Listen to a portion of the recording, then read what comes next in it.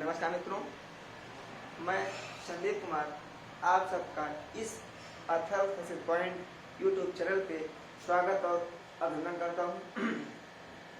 मित्रों, जैसा कि आप सब देख रहे हैं कि हम आज फिर आपके सामने वही क्या कारक प्रकरण का जो हमारा था क्या अपादान कारक जो हम आपको अध्ययन करा रहे थे, पुनः हम उसी को लेकर के यहाँ पे उपस्थित हुआ हूँ और आप देख रहे हैं कि हम आपको प्रतिदिन कारक प्रकरण और किराटार्जुन नियम दोनों से कुछ पॉइंट को कुछ बिंदुओं का मैं अध्ययन करा पा रहा हूँ।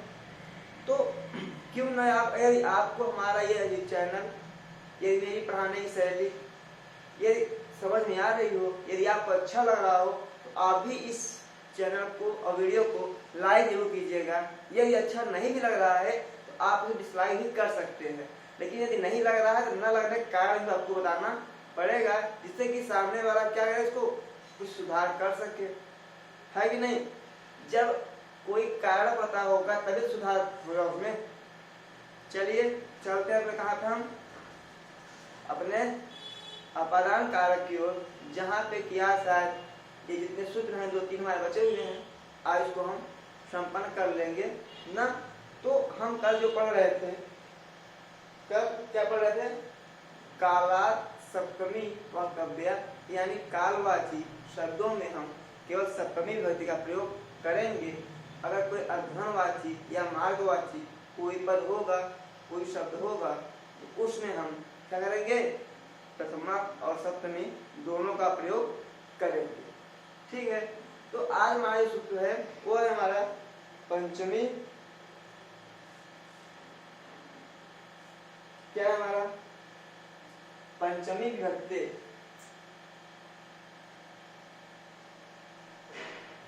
पंचमी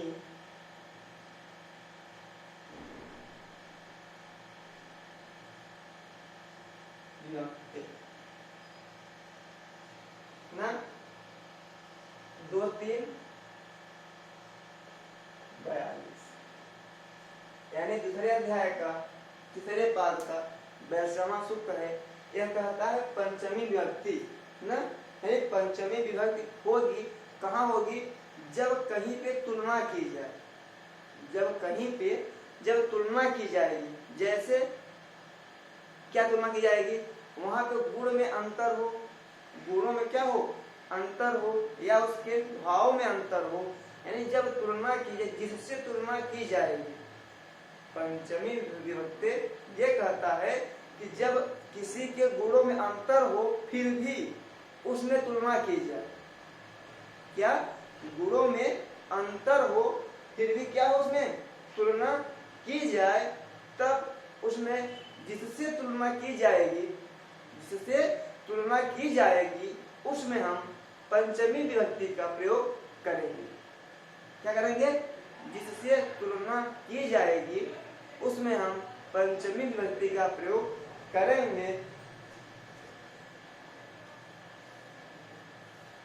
लेकिन तुलना हम किससे करेंगे, ऐसी दो वस्तु में जिसके गुण अलग हों या जाति अलग हो, या उसकी जो क्रिया हो वो भी क्या हो अलग हो।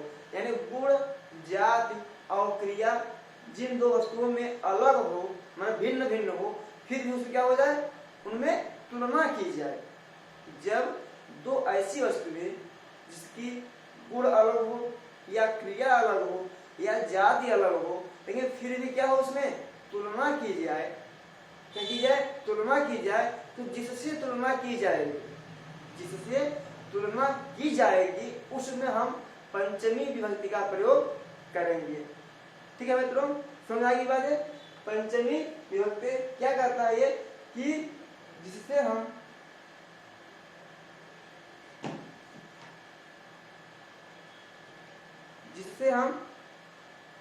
तुलना करेंगे, जिससे हम तुलना करेंगे उसमें पंचमी विभक्ति का प्रयोग किया जाएगा। ठीक है। जैसे उदाहरण क्या है इसका,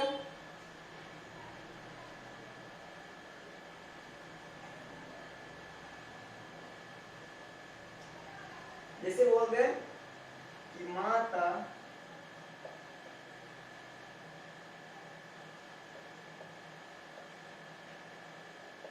भूमि से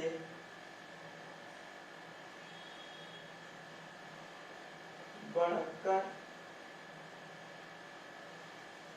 माता भूमि से बढ़कर है ना। तो माता और भूमि दोनों में जात अलग है ही नहीं, है ही नहीं, गुण भी दोनों का अलग अलग है ही नहीं। तो कहा जब दोनों में जात, गुण या क्रिया अलग अलग हो ना, तब उसमें जब हम तुलना करेंगे, तब उसमें हम क्या प्रयोग करेंगे, जिससे तुलना करेंगे उसमें हम पंचमी विभक्ति का प्रयोग करेंगे ना। क्या कहा ये कि माता भूमि से बढ़कर है, क्या होगा, किससे बढ़कर है, भूमि से ना। पंचमी कहाँ लगेगी, भूमि से में, क्यों, जिससे तुलना की जाए, किसकी जा रही है, भूमि से तुलना की जा रही है, तो भूमि में क्या लगेगी, पंचमी विभक्ति लगेगी। ठीक है, क्या होगा, माता ना, किससे, भूमि से, क्या हो जाएगा, भूमि की बढ़त का मतलब क्या, गुरुतरा, क्या है, माता भूमि से बढ़कर है, क्या, माता भूमि गुरुतरा, यानी माता भूमि से गुरुतर है, यानी बढ़कर है या बड़ी है। ठीक है, तो हमें यही बताया आपको पंचमी विभक्ति कहता है ऐसी दो वस्तुएं जिनमें गुण अलग हो या जाति अलग हो या क्रिया, ये सब जिसमें भिन्नता पाई जाए, फिर भी उसमें तुलना की जाए, तो जिससे तुलना की जाएगी उसमें हम क्या प्रयोग करेंगे, पंचमी विभक्ति। क्या प्रयोग करेंगे मित्रों, पंचमी विभक्ति का हम प्रयोग करेंगे, जैसे आपने उदाहरण देख लिया। चले आगे,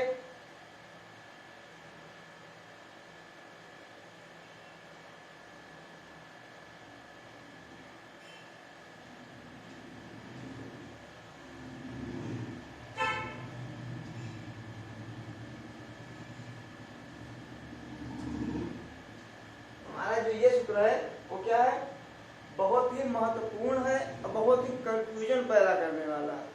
क्या है, बहुत ही महत्वपूर्ण सूत्र भी है, लेकिन बहुत ही क्या करता है, ये कंफ्यूजन मतलब क्या, संदेहात्मक में रहता है। क्या रहता है, संदेहात्मक में ये हमारा सूत्र रहता है। हम आप उसको समझाने का प्रयास करते हैं। क्या है सूत्र, अन्य आराधित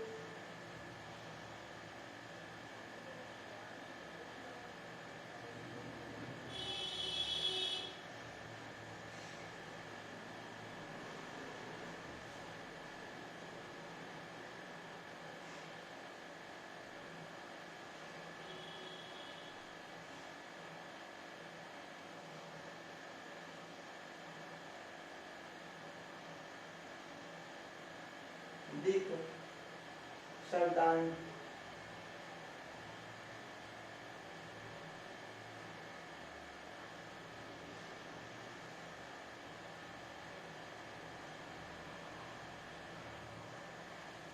अन्य आराधित त्रैधिक शब्दांश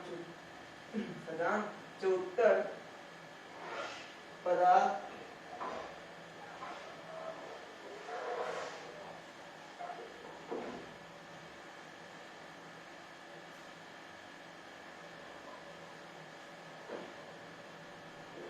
युक्त।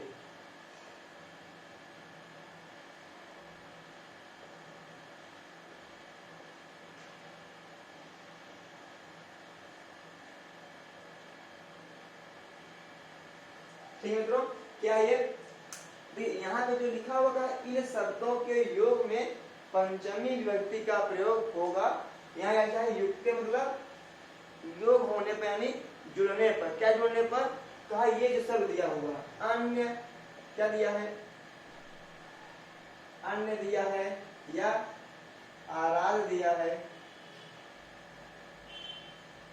और क्या दिया है, इतर दिया है,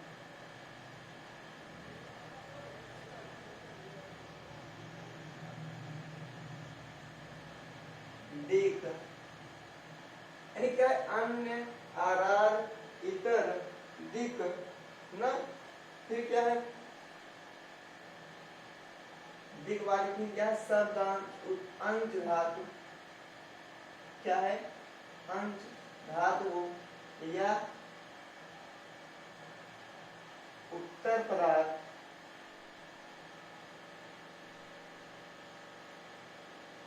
उत्तर पदार्थ या युक्त, यानी इन सब के योग में, इन सब के अन्य, आर, इतर, दिक, इन आज जो शब्द दिए हुए हैं, इन सब के योग में क्या होगी, योग से उस वाक्य में क्या लगेगी, पंचमी विभक्ति लगेगी। क्लियर हुआ? यानी कहता है कि जो इतने शब्द दिए हुए हैं, अन्य, आर, इतर, दिक, शब्द, शब्दांश, उच्चार, अंश, उत्तर पदार्थ या युक्त, यानी इन शब्दों के योग में, इन शब्दों के योग में क्या प्रयोग की जाएगी, पंचमी विभक्ति।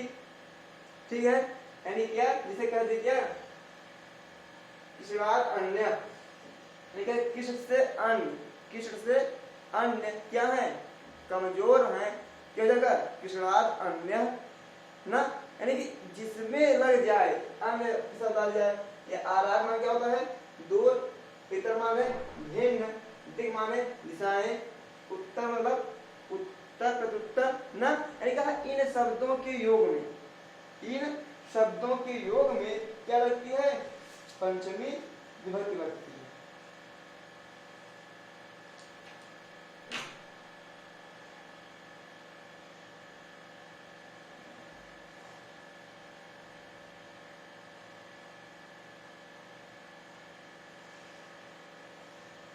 फिर हुआ क्या दिया है, अन्य दिया है, आराध दिया है, इतर दिया है, और दिक दिया है ना, दिक मतलब दिशाओं, जो दिशाएं हैं, पूर्व, पश्चिम, उत्तर, दक्षिण, ये शब्द, और क्या कहा, अंश धातु से युक्त जो शब्द हैं, जैसे प्रत्यक, उत्तर न, ये सब शब्द, यानी अंश धातु जो उत्पन्न वाले शब्द हैं, और क्या कहा, पदार्थ जा युक्त, और इन सब के दक्षिणाय, उत्तराय, जो आय दे रहा है ना, इन शब्दों के योग में क्या प्रयोग किया जाता है, पंचमी विभक्ति।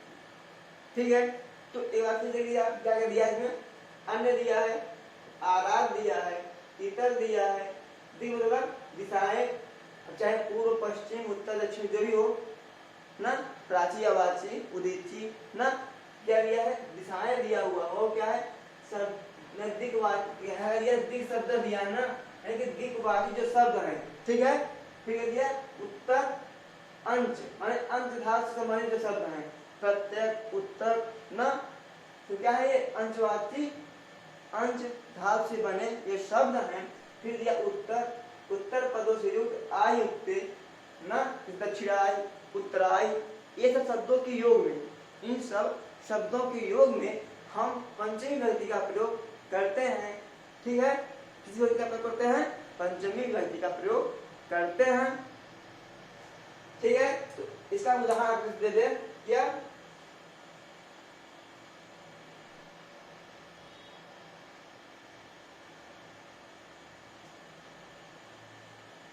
जैसे क्या कहते हैं,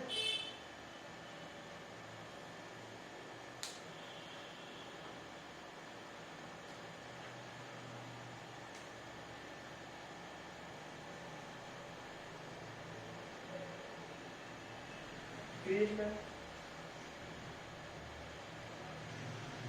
के बिना ना, क्या था यहाँ पे, बिना नहीं,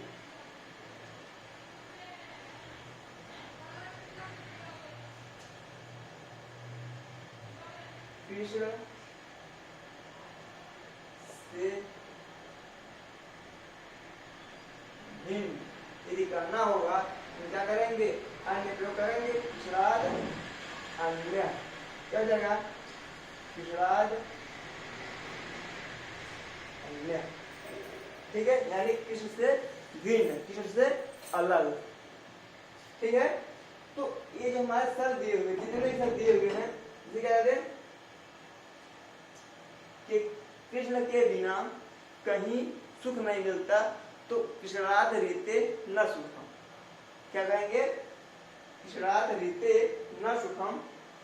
मतलब कि ये जो शब्द हैं अन्य, आराध, इतर, दिक, सता, इन सब शब्दों का जहां भी योग हो जाएगा, जहां भी योग हो जाएगा, जिससे इनका योग होगा उस शब्द में हम पंचमी विभक्ति का प्रयोग करेंगे। कोई डाउट इसमें? इसमें कोई डाउट नहीं, बस हमें ये शब्दों को याद रखना है बस। क्या शब्द है? अन्य है, आराध है, इतर है, दिक है, अंश धातु उत्पन्न शब्द है। जैसे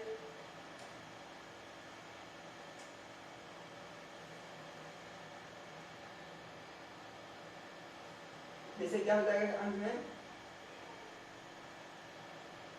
तक हो जाएगा न, प्रवृत्ति हो जाएगा। ये सब जो शब्द है किससे बने हैं? अंश धातु संबंधित है, ठीक है। यानी कहा कि ये जो शब्द है उतक, प्रवृत्ति, यानी इन शब्दों के योग में, इन शब्दों के योग में हम पंचमी विभक्ति का प्रयोग करेंगे, ठीक है। जैसे आपकी पुस्तक जो क्या है, बाबूराम सक्सेना की संस्कृत व्याकरण प्रवेशिका है, जिसके आधार पर टीजीटी के सिलेबस 5 हुए हैं व्याकरण में कारक प्रकरण, तो उसी में दिए हुए कुछ उदाहरण आज दिखाते हैं आपको। हम से दिया है आराध बना, क्या दिया है? आराध बना, यानी क्या? वन से दूर ना। अब आप देखेंगे यहाँ भी पंचमी लग रही है, यहाँ भी ना लग रहा है, तो यहाँ क्या है? यहाँ भी पंचमी नहीं है। क्यों? क्योंकि आराध ये शब्द ही है, इसका क्या होता है? दूर ना। आराध क्या है? ये खुद ही एक शब्द है, इसमें कोई पंचमी नहीं लगी हुई है, ठीक है। क्या दिया? आराध, वनाद, पंचमी कहाँ लगी है? जिसका आराध से योग हुआ है किसमें? वन में। यानी आराध का जो योग किससे हुआ है? वन से हुआ है। वन में क्या लगी है? पंचमी। जैसे राम से रामाद, वन से वनाद, ठीक है। कोई दिक्कत इसमें? और दिए हुए इसमें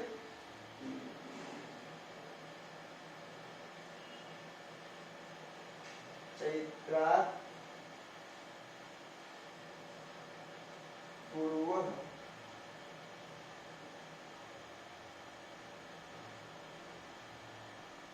फाल्गुन, यानी कहा कि जो चैत का महीना होता है ना, इससे पूर्व क्या आता है? फाल्गुन का महीना आता है, ठीक है। क्लियर हुआ? तो कहा कि जिसमें ये पूर्व, अरे पूर्व कहां से पंचमी क्यों लगी इसमें? चैत्रार्थ पंचमी क्यों लगी है? क्योंकि यहाँ पे दिशवाची शब्द क्या आया है? पूर्व आया है ना। यदि कोई पूछता है कि यहाँ चैत्रार्थ पंचमी क्यों हुई है, आप क्या बताएंगे? पूर्व पद का योग होने के कारण यह क्या है? दिशावाची है। और एक सूत्र है अन्य, आराध, इतर, दिक, शब्दांत, उत्तर पदार्थ जान युक्त पंचमी, यानी इन सब के योग में हम पंचमी पद का प्रयोग करते हैं। यहाँ जो पूर्व शब्द आया क्या है? दिशावाची है, इसलिए जो चैत्रार्थ आया था क्या लगेगी? पंचमी विभक्ति लगेगी, ठीक है। कोई दिक्कत इसमें? चले आगे। अब इसी प्रकार जितने उदाहरण दिए हुए आपके, और क्या दक्षिणाग्रामात, एक और देख लीजिए उदाहरण से क्या दिया है?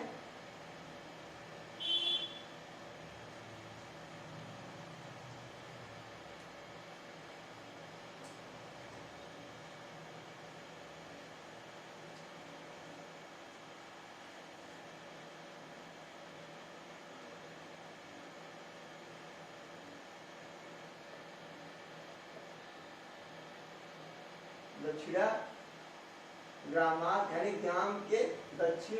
यहाँ पंचमी क्यों लगी है? तो यहाँ दक्षिणा क्या है? एक दिशावाची पद है, इसलिए इस ग्रामा में क्या लगी है? पंचमी विभक्ति। अब हम उम्मीद करते हैं आप समझ गए होंगे। इन शब्दों का जिससे भी योग होगा उसमें हम पंचमी विभक्ति का प्रयोग करेंगे। यह उसी प्रकार से बता दिया गया जैसे कोई कह दे कि जो विकलांग, किसी गाँव कहावत है ना, जो विकलांग होते हैं वो क्या होते हैं? बहुत ही शैतान होते हैं ना, खुराफाती होते हैं। तो वही कहा दिया कि जो इस प्रकार के शब्द हैं यदि वो मिल रहे हैं तो वहां पर पंचमी ही लगानी है। ठीक है, यानी क्या कर एक लक्षण बता दिया गया, एक शब्दों को बता दिया गया कि ये यदि ये शब्द आ रहे हैं, यदि वाक्य में ये शब्द आ रहे हैं, क्या क्या अन्य आराध इतर दिक शब्दान जाहि उगते न, देखा ये जो शब्द आ रहे हैं हमारे, इन शब्दों का योग होने पर, वाक्य में इन शब्दों का योग होने पर हम इन शब्दों के योग में क्या लाएंगे, इन शब्दों के प्रयोग क्या लाएंगे, हम पंचमी विभक्ति प्रयोग करेंगे। जैसा कि आपने एक उदाहरण भी सामने प्रत्यक्ष रूप से देखा है ही नहीं। चलते हैं अब हम इसके आगे, जो हमारा सूत्र है वो क्या है,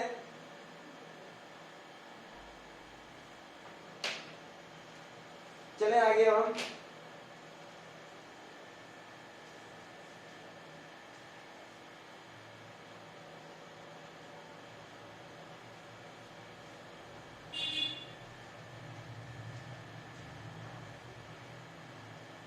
हमें स्पष्ट रूप इन शब्दों को ही याद कर लेना है, जितने शब्द दिए हुए हैं, अन्य आराध इतर दिक शब्दांत अंश उत्तर पदार्थ जाहि युक्ते, यानी इन जितने शब्द दिए हुए हैं हम इन शब्दों को ही याद कर लेंगे।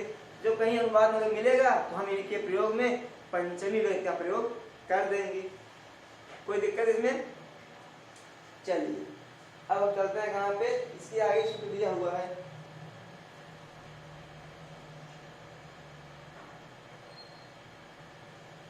क्या दिया है, पंचम्य आंग परिधि, पंचम्य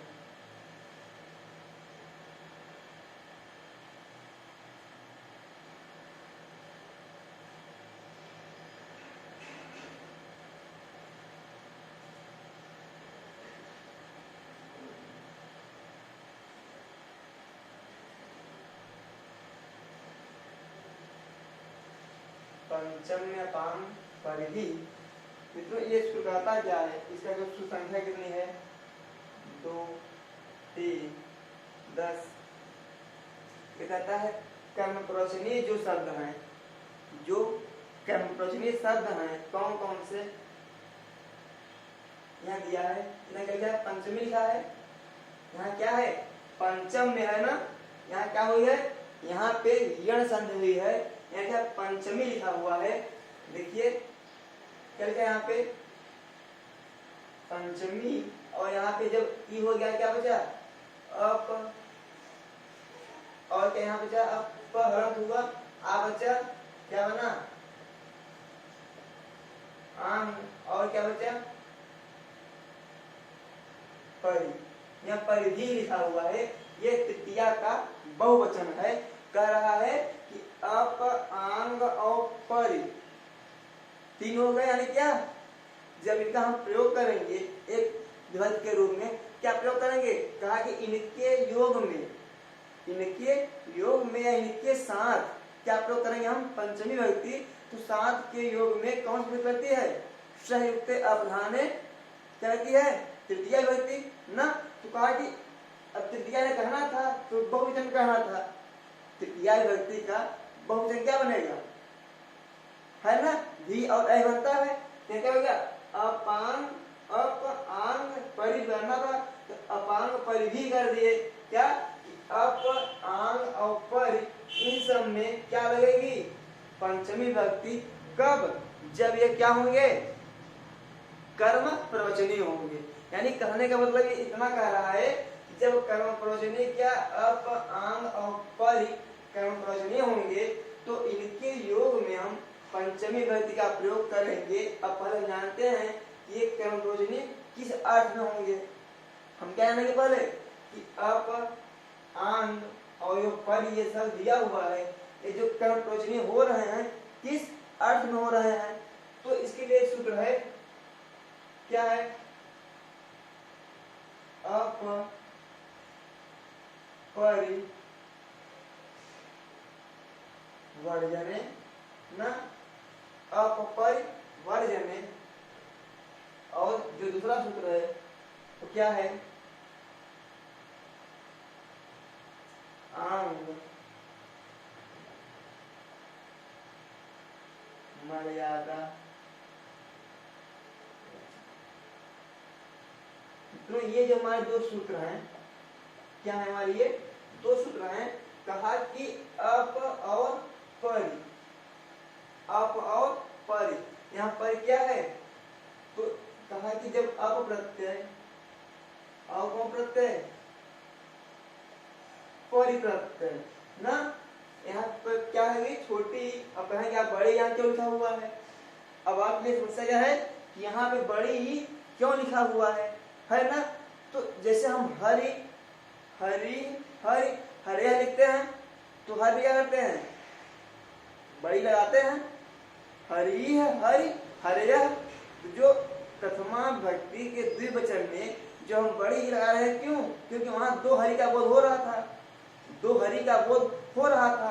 हमें अप और परि दो उपसर्गों को बताना था, अप और परि दो उपसर्गों को बताना था। तो कहा कि जब परि में छोटी थी, जब दो हो गए अप और परि हो गए, तो जब इसका द्विवचन क्या बनेगा, अप परि ही तो होगा। जब हरि का हरि होता है, हरि हरि ना, फिर हरिया। तो कहा कि जब वहां पे द्विवचन बड़ी लग रहा है, तो परि का द्विवचन क्या होगा, परि होगा, है ना। वही क्या हो गया, यहाँ पे बड़ी लग गई। ठीक है, पता हुआ बड़ी क्यों लगी है, क्योंकि ये प्रथमा का द्विवचन है। जैसे हम लिखते हैं हरि हरि हरिया, तो वहां का द्विवचन क्या है, बड़ी है। वही यहाँ क्या रहेगा, अप परि। क्या है, वर्जने, क्या अर्थ है, वर्जन के अर्थ में हो। माने क्या होता है, निषेध होता है। क्या होता है, निषेध होता है। अब निषेध में क्या होता है, निषेध में यह है कि जहां से किसी के निषेध, किसी को रोक दिया जाए, किसी को रोक कहते हैं ना। आप देखते होंगे सड़कों चलते होंगे, यहाँ पे प्रवेश निषेध है।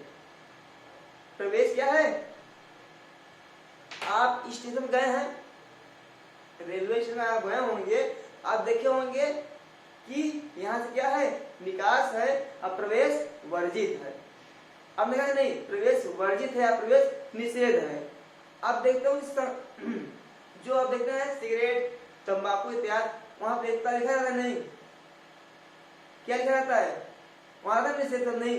क्योंकि क्या निषेध का ये होता है कि स्वास्थ्य के लिए क्या होता है, वो हानिकारक, कहता है पीना निषेध है। फिर वो क्या करता है, वो बेचते हैं। यहाँ पे जो निषेध कर दिया हुआ है, क्या किसी को रोकने के अर्थ में हो। अप और परि, यदि ये दो उपसर्ग हो, किस अर्थ में हो, निषेध के अर्थ में हो, किस अर्थ में हो, निषेध के अर्थ में, तब ये क्या हो जाएंगे, कर्म प्रवचनीय हो जाएंगे। और जब ये कर्म प्रवचनीय हो जाएंगे, तो इनके प्रयोग में क्या प्रयोग किया जाएगा, यहाँ पे कहा कि अप और परि जब ये क्या हो, कर्म प्रवचनीय हो गए हो, तो इनके योग में क्या होगी, पंचमी विभक्ति प्रयोग की जाएगी। क्या प्रयोग किया जाएगा, पंचमी विभक्ति। क्लियर हुआ, क्लियर हुआ ना। तो क्या कहा, ये अप परिवर्जन कहता है, अप्रत्यय और परिप्रत्यय, अप और परि ना। कहा कि ये जो प्रत्यय हो यदि निषेध अर्थ में हो, किस अर्थ में हो, वर्जन यानी निषेध के अर्थ में हो, तो इन दोनों प्रत्ययों का, इन दोनों प्रत्ययों का क्या होगा, कर्म प्रवचनीय संज्ञा होगी। क्या होगी, कर्म प्रवचनीय संज्ञा होगी। और कर्म प्रवचनीय संज्ञा होने के कारण क्या होगी, उसमें पंचमी विभक्ति होगी। हमारा पहला हो गया। अब दूसरा क्या दिया है, आंग मर्यादा वचने। क्या दिया दूसरा, आंग मर्यादा वचने दिया हुआ है। कहता है कि जो आंग उपसर्ग हो, यानी क्या, जो अब आंग में आ बसता है, कहा जो आ उपसर्ग हो वो किस अर्थ में हो, कहा इसके दो अर्थ, या तो मर्यादा अर्थ में हो, किस अर्थ में हो, मर्यादा अर्थ में। अब मर्यादा क्या है, पहले जान लीजिए। मर्यादा मतलब कहते हैं ना कि तुम अपनी मर्यादा में रहो। खासकर काम आप देखते होंगे कि औरतों से कहा जाता है तुम अपनी मर्यादा में रहो। और किराता जो आप अध्ययन किए होंगे या कर रहे होंगे, आप वहां पे देखेंगे, वहां पे श्लोक आएगा 19वां में या 30वां श्लोक, वो कहती हैं कि निरस्त नारी समया, द्रौपदी कहती हैं निरस्त नारी समया दुराधय ना, यानी क्या जो नारी का एक क्या होता है आचरण होता है, जो उसका एक सीमा होती है, उसको क्या कर रहे हैं हम निरस्त कर रहे हैं, उसको हम तोड़ रहे हैं। तो वहां क्या किया गया है समय में एक इसका प्रयोग किया, मर्यादा का प्रयोग किया गया है। यानी कहा क्या कि जब किसी मर्यादा की बात हो, जब किसी मर्यादा की बात हो तब वहां पे यदि आ उपसर्ग हो, कौन सा हो आ उपसर्ग हो और उससे क्या दिखाई पड़ता हो, कोई एक मर्यादा की बात की जाए, तो वहां क्या करेंगे हम पंचमी विभक्ति का प्रयोग करेंगे। क्यों? क्योंकि फिर क्या हो जाएगा, ये कर्मप्रयोजनी हो जाएगा। क्लियर हुआ? कहता है जो आ उपसर्ग है, जो आंग उपसर्ग है, एक किस अर्थ में हो, मर्यादा के अर्थ में ना। मर्यादा मतलब क्या, एक सीमा बना दी जाए, एक सीमा बना दी जाए, उस सीमा के अंदर की बात की जाए। जिसे कहते हैं कि ना एक नारी की एक सीमा होती है ना, कहते हैं सीमा पार कर दी हो।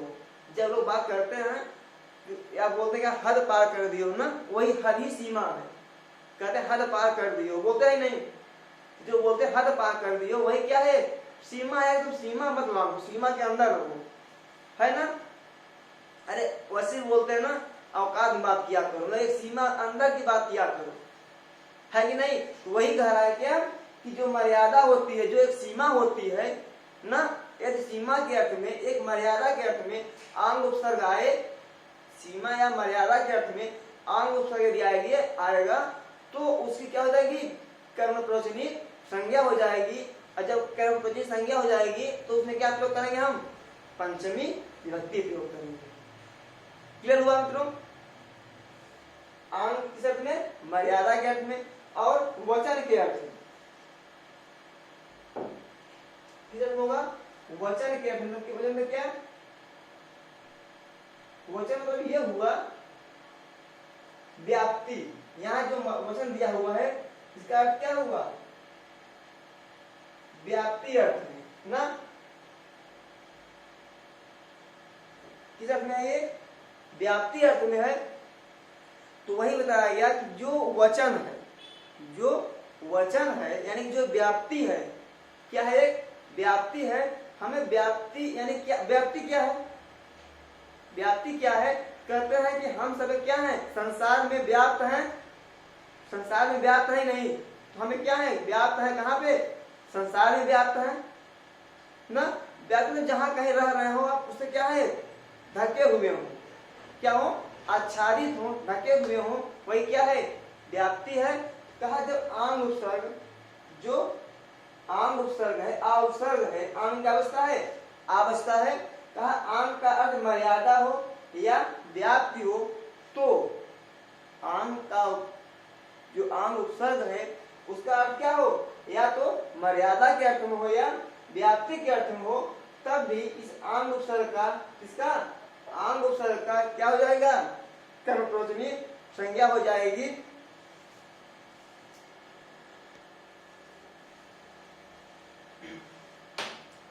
मित्रों हमने क्या बताया कि जब आंग उपसर्ग किस अर्थ में हो, मर्यादा या व्याप्ति के अर्थ में हो, तो आंग उपसर्ग का क्या जाता है, कर्मप्रयोजनी संज्ञा हो जाती है। और जब इसकी कर्मप्रयोजनी संज्ञा हो जाती है तब हम उसमें पंचमी विभक्ति का प्रयोग करते हैं। ठीक है, आइए कहते हैं ना, जब क्या, अब औपचारिक का अर्थ क्या होगा, जब वर्जन या निषेध अर्थ में होगा तब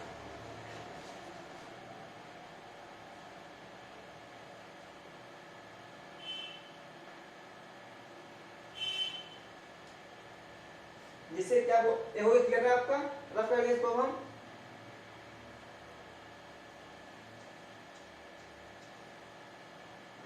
चलिए ये आपको उदाहरण दे देंगे।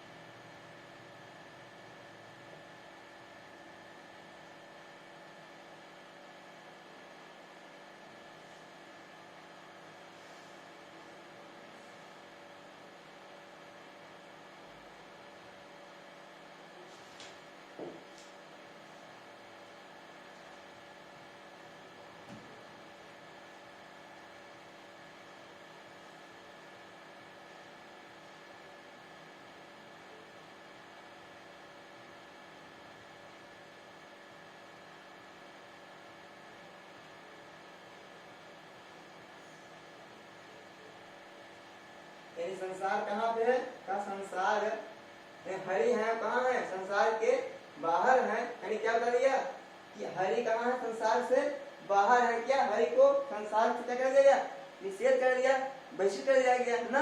यानी क्या यही पे है कि हरि संसार के बाहर है या संसार से अलग कौन है हरि है। ये इसको क्या कह सकते हैं जो हरि है जो हरि है वो कहाँ है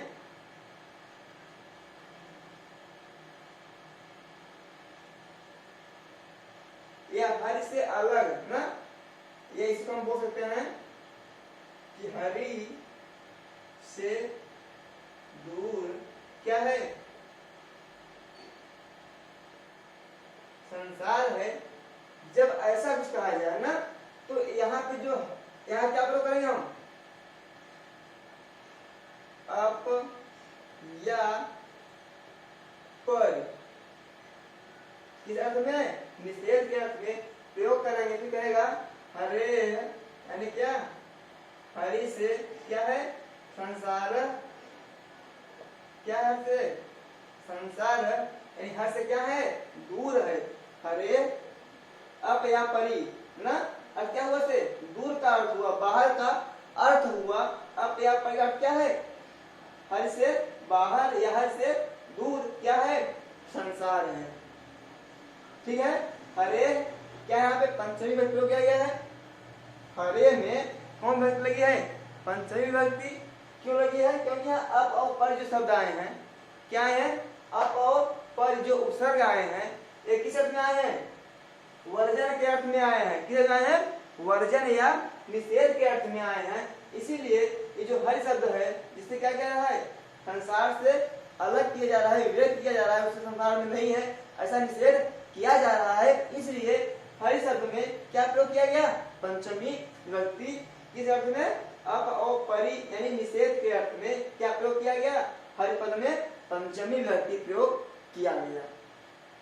ठीक है क्या कहा अप परी व हरे संसार यानी हरि संसार से क्या है दूर है यानी हरे अप परिवार यानी हरि से दूर है क्या संसार संसार। ठीक है संसार कहाँ है दूर है किससे हरे हरि से। ठीक है हरि से संसार दूर है या हरि जो भगवान है वो क्या है संसार से बाहर है। ठीक है किस अर्थ में है निषेध या निषेध के अर्थ में है। इसीलिए क्या है ये पंचमी व्यक्ति का प्रयोग किया गया कहाँ पे हरि पद में। क्यों क्योंकि जो अप और पर उपसर्ग आया यहाँ पे वो किस अर्थ में है निषेध के अर्थ में है। इसलिए इनकी क्या हो गई कर्म प्रवचनीय संज्ञा हो गई और जब ये अप और पर निषेध अर्थ में आते हैं तो ये क्या होती है कर्म प्रवचनीय संज्ञा होती है। और फिर कर्म प्रस्तुत क्या है पंचमे आंग पर ही और आंग और परी अप आंग और परी जब क्या हो ये कर्म प्रवचनीय हो तो क्या प्रयोग किया था उसमें पंचमी विभक्ति। इसलिए यहाँ क्या होगा हरि में पंचमी विभक्ति प्रयोग किया गया। ठीक है मित्रों चले आगे। अब दिया है आंग मर्यादा वचन। जब आंग यानी कि जब आ उपसर्ग आंग में क्या बचता है आ बचता है कहा जब आंग उपसर्ग क्या हो मर्यादा के अर्थ में हो या व्याप्ति के अर्थ में हो तो वहां पर भी इसी क्या हो जाएगी कर्मप्रवचनी संज्ञा हो जाएगी। और जब इसकी कर्मप्रवचनी संज्ञा हो जाएगी तो उसमें क्या लग जाएगा पंचमी विभक्ति। क्लियर हुआ।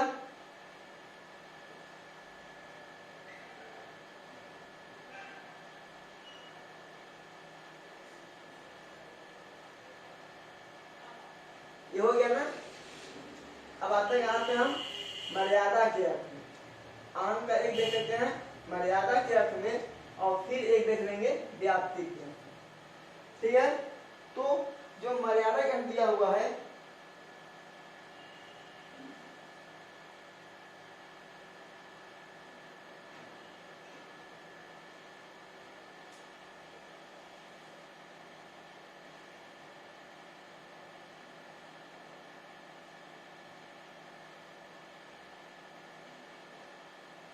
मुक्ते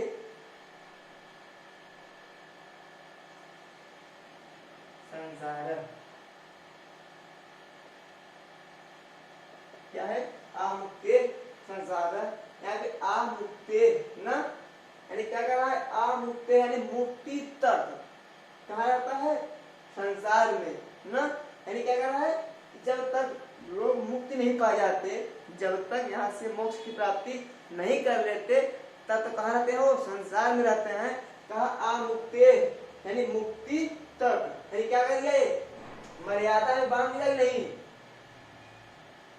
मर्यादा में बांधा कि नहीं, क्या कहा कि मुक्ति तक। जैसे गांव में बोलते हैं, गांव में जैसे कि किसी का जब खेत देखते हैं कि 1-2 बीघे लगातार रहता है, तो बोलते हैं कि उस नहर के आसपास तक, उस नहर तक हमारे खेत हैं। बोलते हैं नहीं, नहर तक हमारे खेत हैं, या उस वृक्ष तक हमारे खेत हैं ना, तो वृक्ष तक बांध दिया नहीं मर्यादा में, उसके अंदर जितना हो क्या है, हमारे सब हमारे ही खेत हैं, बताते हैं नहीं। वैसे ही कह रहा है, जहां पे मर्यादा बांध दी जाए, कहता है हम संसार का मुक्ति, मुक्ति तक, जब तक हमें मुक्ति नहीं होगी, जब तक हमें मुक्ति नहीं होगी तब तक कहा कि हम इस संसार में रहेंगे, भवसागर में रहेंगे। कहा आ मुक्ते, यहाँ आ क्या आ गया, आंग उपसर्ग है, मुक्ते में क्या हो गई, पंचमी विभक्ति। यही कह रहा है कि जब तक हम मुक्ति नहीं पाते हैं, आ मुक्ते यानी मुक्ति पर्यंत तक, यानी मुक्त के पहले तक हम कहाँ रहते हैं, संसार में रहते हैं। यहाँ क्या प्रयोग किया गया, पंचमी विभक्ति। क्यों, क्योंकि जो आ उपसर्ग है, जो आम उपसर्ग के अर्थ में है, वो मर्यादा के अर्थ में, एक सीमा के अर्थ में बंधे हुए बात कर रहा है। कह रहा है कि जब तक हमें मुक्ति नहीं मिलेगी, आ मुक्ते, जब तक हमें मुक्ति नहीं मिलेगी तब तो कहाँ रहेंगे हम, संसार में रहेंगे। ठीक है, या बोल दे क्या, सकलात ब्रह्म, क्या आ सकलात ब्रह्म,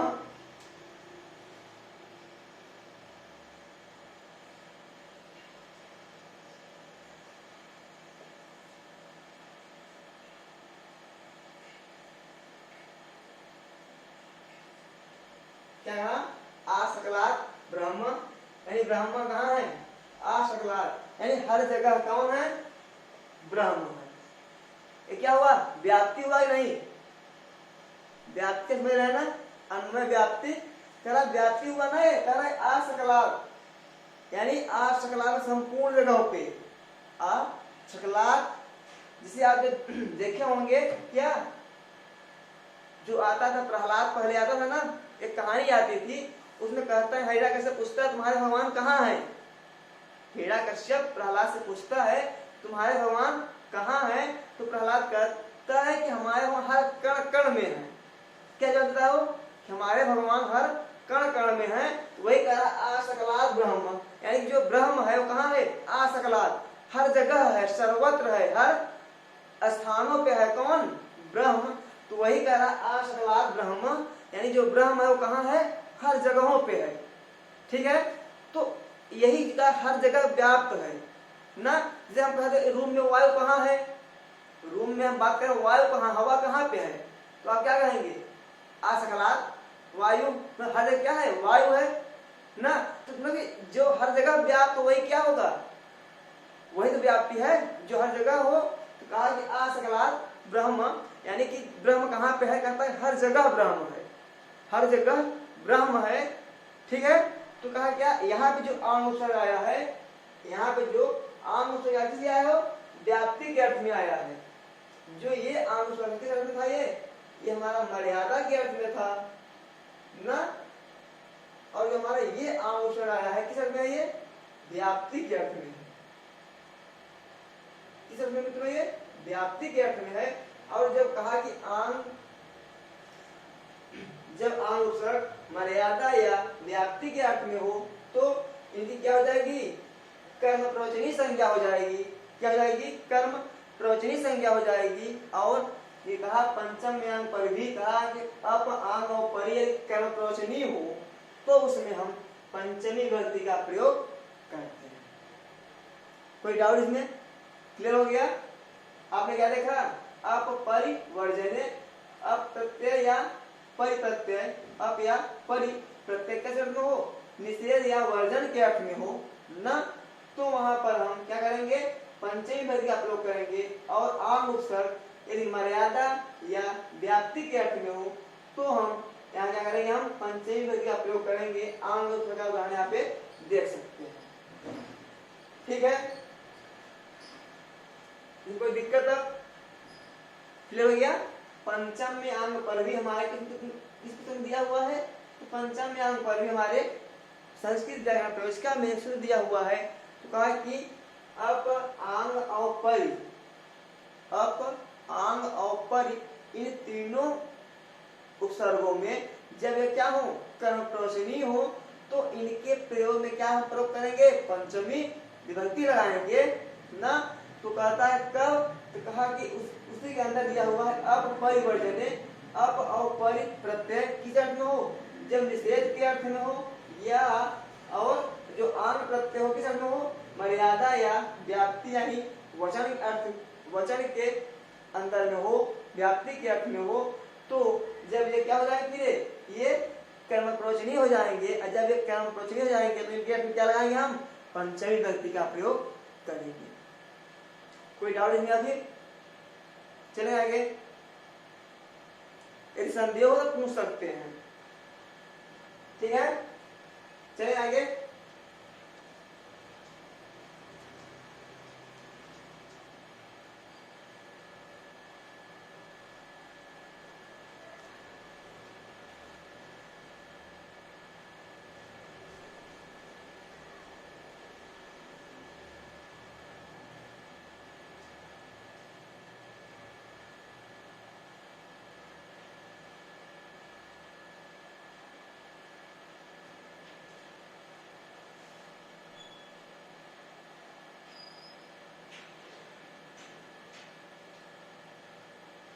प्रतिनिधि,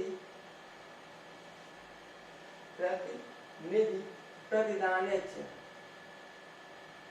प्रतिनिधि प्रतिदाने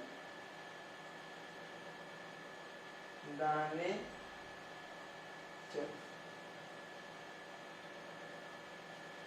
क्या है, प्रतिनिधि प्रतिदाने च कहता है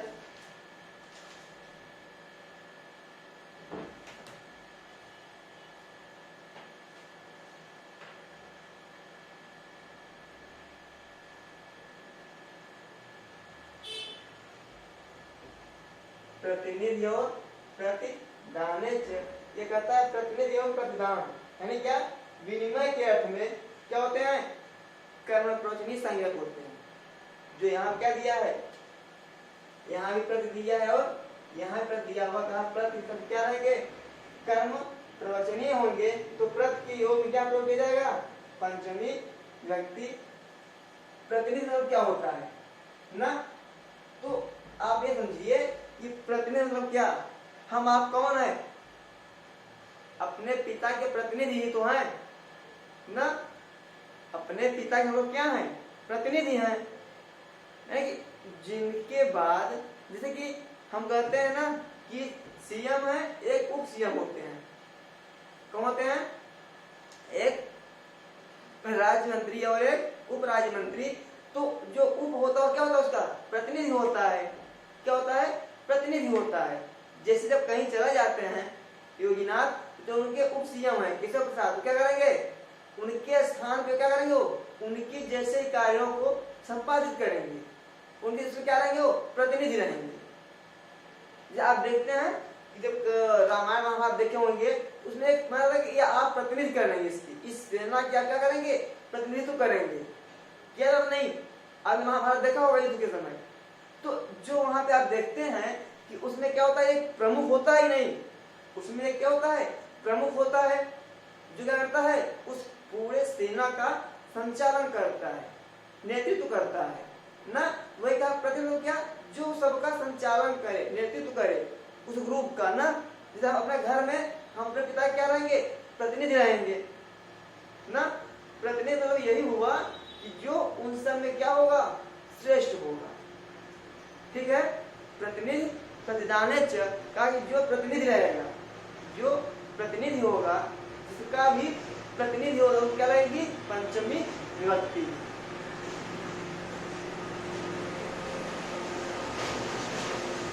जिसका भी प्रतिनिधि होगा, जिसका प्रतिनिधि होगा, उसमें क्या लगेगी, पंचमी विभक्ति लगेगी।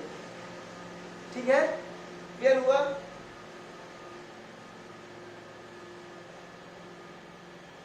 कोई दिक्कत नहीं होगा?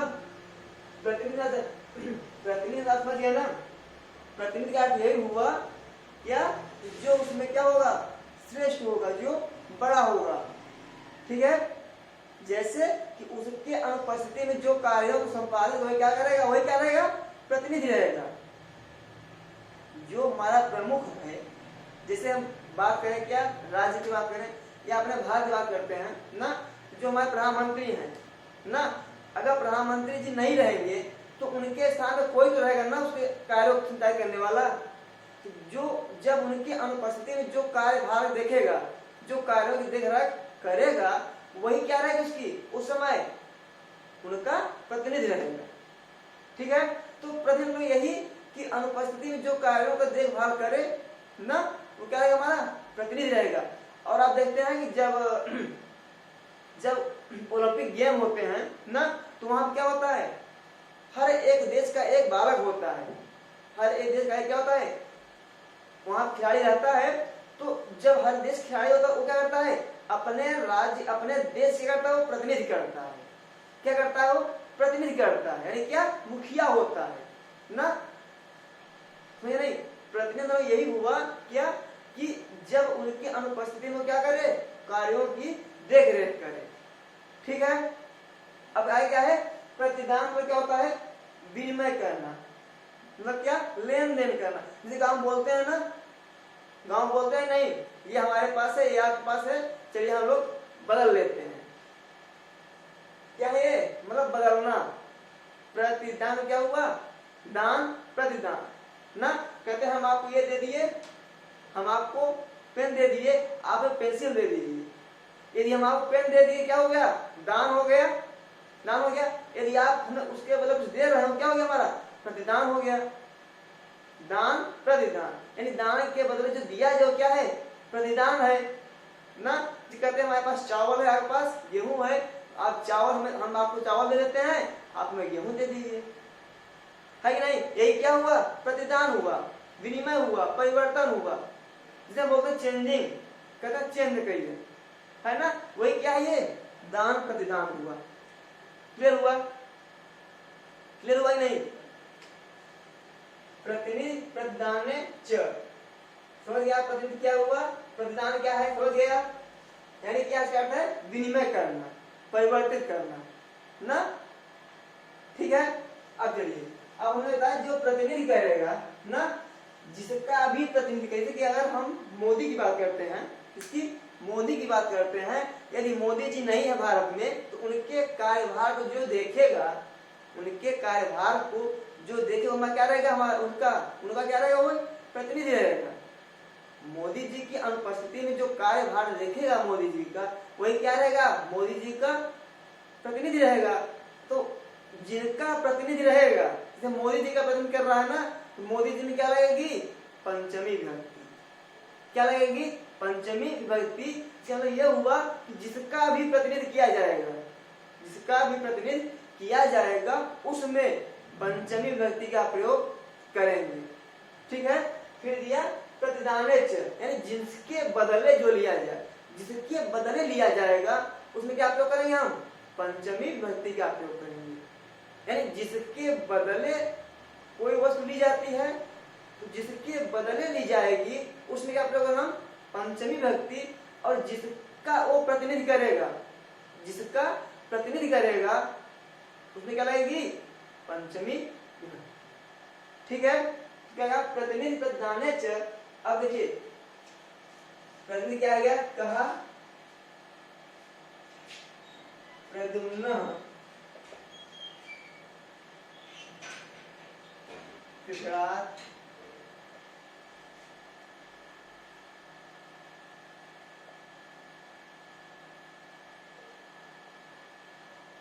प्रतिनिधि ना। यानी क्या कहा, जो प्रद्युम्न है वो क्या है, कृष्ण के प्रतिनिधि हैं। जो प्रद्युम्न कौन है, उनके पुत्र हैं। कहा जो प्रद्युम्न है वो कृष्ण के क्या है, प्रतिनिधि हैं। ठीक है, जैसे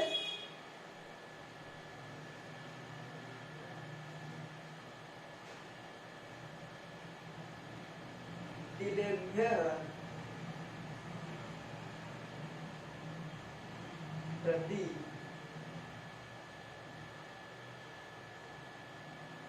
मासान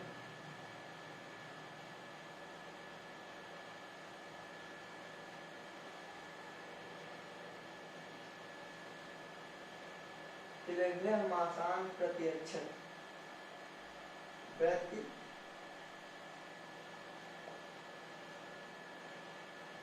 अक्षर, यानी क्या कहा कि तीनों के बदले में क्या लेता है, मासान लेता है। ठीक है, यानी जिसके बदले में, किसके बदले में, तिल के बदले में, तिल के बदले में क्या ले रहा है, उड़द को ले रहा है। तो कहा कि जिसके बदले में लिया जाएगा उसमें क्या लगेगी, पंचमी विभक्ति, और जिसकी प्रतिनिधि किया जाएगा, जिसका प्रतिनिधि किया जाएगा उसमें क्या लगेगी, पंचमी विभक्ति। क्लियर हुआ।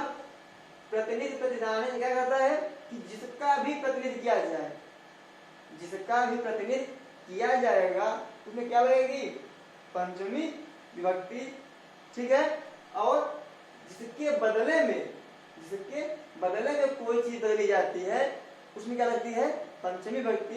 ये अभी क्या देखा, प्रद्युम्न कृष्णार्थ प्रतिनिधि ना, यानी प्रद्युम्न क्या है, कृष्ण के क्या है, प्रतिनिधि है ना, और तीनों के बदले उड़द को बदलती है, यानी तिल से उड़द को बदलती है। तो तिल से ना हमें जिससे बदलेगी, किसे बदल रही है, तिल से ना, तिल दे रही है, उड़द ले रही है, यानी कि जिससे बदला जाए, जिससे बदला जाए उसमें क्या प्रयोग करेंगे हम, पंचमी विभक्ति। कोई दिक्कत इसमें सूत्र में। प्रतिनिधि प्रतिदान कहता है जो जिसकी प्रतिनिधि किया जाए, जिनका भी प्रतिनिधि करेंगे उसमें क्या लगेगी, पंचमी विभक्ति। और प्रतिदान जिसके प्रति ना, जिससे कोई वस्तु बदली जाए, तो जिससे बदली जाएगी उसमें क्या लगेगी, पंचमी। क्लियर हुआ। चले आगे।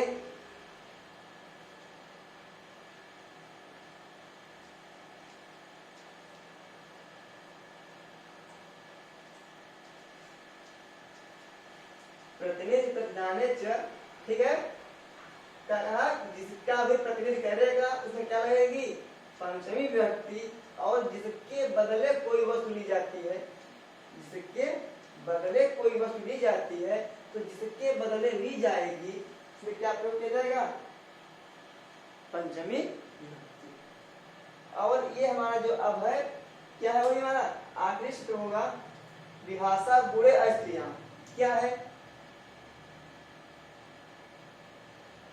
विभाषा गुणे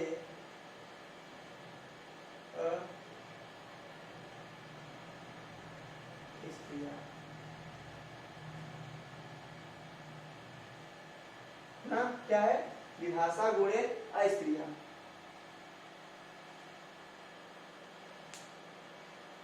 क्या है, विभाषा गुणे अस्त्रियां।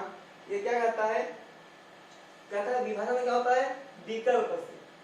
आप सूत्रों को अगर आप प्रत्येक वर्णों को पकड़ लेंगे उसके आप भाव को पकड़ लेंगे। ठीक है, क्या कहा, विभाषा में क्या होता है, विकल्प से।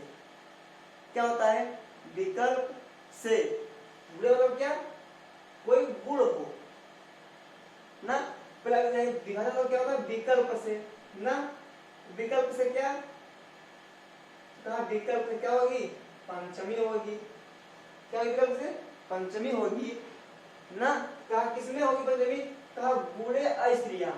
जब कोई गुणवाची शब्द हो, जब कोई गुणे यानी गुण में, यानी गुणवाची शब्द में क्या हो, अस्त्रियां, यानी जो गुणवाची शब्द हो वो क्या हो, स्त्रीवाचक न हो। क्या कहा कि विभाषा यानी विकल्प से ना, कहा विभाषा गुणे यानी गुणवाची शब्द में क्या हो, अस्त्रियां, यदि गुणवाची शब्द अस्त्री हो यानी क्या हो, स्त्रीलिंग में न हो, तो विकल्प से हम क्या प्रयोग करेंगे, उसमें पंचमी विभक्ति प्रयोग करेंगे।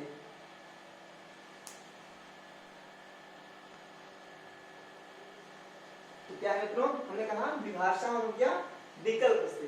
कहा गुणे यानी गुणवाची शब्द, गुणवाची शब्द क्या हो, अस्त्रीयाम, यानी क्या, स्त्रीवाची न हो, यानी गुणवाची शब्द यदि क्या हो, स्त्रीवाचक न हो या स्त्रीलिंग वाले शब्द न हो तो क्या होगा, कहा विकल्प से पंचमी होगी।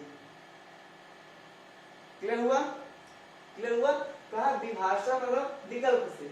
यह जो गुण दिया हुआ है ये क्या होता है, हेतु भी होता है, क्या होता है, हेतु भी होता है। कहा गया है हेतुवाची है, यदि क्या है, हेतुवाची होगा, कारणवाची होगा, तब उसमें क्या प्रयोग करेंगे हम, तृतीया विभक्ति प्रयोग करते ही हैं। यदि हेतुवाची होगा यानी कारणवाची होगा तो क्या प्रयोग करेंगे हम, तृतीया विभक्ति प्रयोग करेंगे, है ना। और यदि कहा कि यदि गुणवाची, यदि गुणवाची हो और क्या हो, कहा अस्त्रीयाम, यानी स्त्रीलिंग शब्द में न हो तो हम विकल्प से क्या लगाएंगे, इसमें पंचमी भी लगा सकते हैं।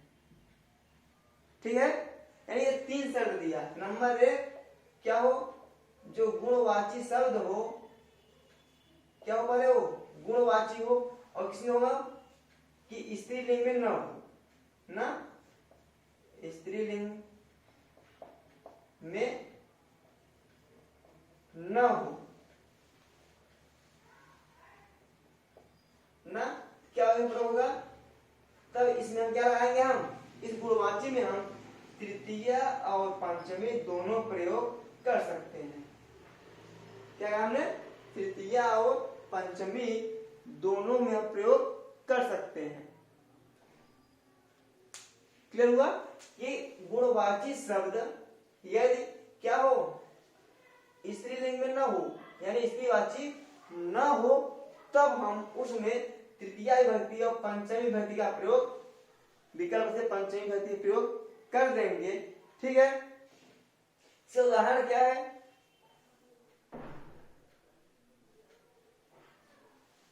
कि वह अपनी मूर्खता से पकड़ा गया। कैसे उदाहरण,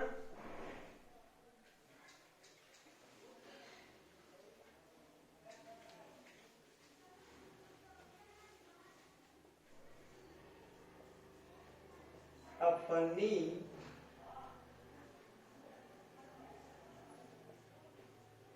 मूर्खता से पकड़ा गया ना। तो अब क्या कहा, मूर्खता से, तो मूर्खता क्या है वहां पे, जो मूर्खता शब्द है क्या उसकी स्त्रीलिंग है, क्या नहीं है ना, स्त्रीलिंग नहीं है ना, तो क्या होगा यहाँ पे, कहा कि मूर्खता के लिए हम तृतीया विभक्ति और पंचमी में दोनों प्रयोग करेंगे ना। क्या जाएगा, जाडेन और जाड्यात व बद्ध, कौन, ठीक है, क्या अपनी मूर्खता से, जिसे हम बोलते वह ना, क्या कहेंगे, जाड्यात व बद्ध, यानी जो पकड़ा गया वो किससे, अपनी मूर्खता से। तो जो मूर्खता शब्द है, जो मूर्खता शब्द है ये क्या है, हमारा स्त्रीलिंग में नहीं है, स्त्रीलिंग में नहीं है, इसलिए क्या होगा यहाँ पे, तृतीया और पंचमी दोनों प्रयोग किया जाएगा। ठीक है, यदि वही क्या हो, गुणवाची शब्द हो और किसमें हो, स्त्रीलिंग में हो। यदि गुणवाची शब्द हो और किसमें हो, स्त्रीलिंग में हो, तब क्या प्रयोग करेंगे, तृतीया विभक्ति ही प्रयोग करेंगे। क्या प्रयोग करेंगे, तृतीया विभक्ति। जैसे कहते हैं वह अपने बुद्धि से क्या हुआ, छूटा, अपने बुद्धि से छूटा, क्या कहेंगे, स बुद्धेन क्या हुआ, मुक्त, इसलिए वह अपनी मुक्ता से पकड़ा गया। यहाँ मुक्ता क्या है, पुल्लिंग शब्द है, इसलिए इसे क्या प्रयोग कर दिया हम, तृतीया और पंचमी दोनों प्रयोग कर दिए। ठीक है, यदि वो क्या होगा, स्त्रीलिंग में होगा, यदि वह गुणवाची शब्द किसमें होगा, स्त्रीलिंग में होगा, तब हम तब हम क्या करेंगे, उसमें तृतीया विभक्ति का प्रयोग करेंगे। ठीक है, जैसे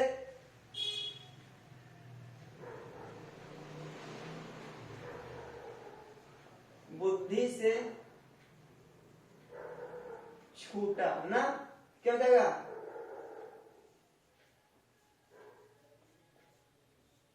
बुद्धया मुक्त।